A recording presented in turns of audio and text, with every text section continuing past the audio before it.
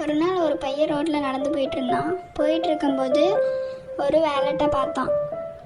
அதை எடுத்து பார்க்கும்போது அதுக்குள்ளே அமௌண்ட் ஐடி கார்டெலாம் இருந்துச்சு. அதில் இருக்க அமௌண்ட் எல்லாமே அவன் எடுத்துட்டான்.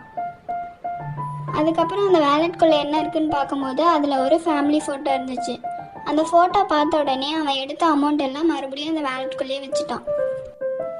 அவன் எதனால் அந்த ஃபோட்டோவை பார்த்துட்டு மறுபடியும் அவன் எடுத்த அமௌண்ட் எல்லாம் அந்த வேலெட்குள்ளேயே வச்சுட்டானா, அந்த ஃபேமிலிக்காக அந்த பர்சன் எவ்வளோ கஷ்டப்பட்டு அந்த அமௌண்ட் அவரே ஏர்ன் பண்ணியிருப்பாரு, அதை நம்ம எடுக்கக்கூடாதுங்கிற ஒரு தாட்டில் அவன் எடுத்த அமௌண்ட் எல்லாத்தையும் மறுபடியும் அந்த வேலெட்குள்ளேயே வச்சுட்டான்.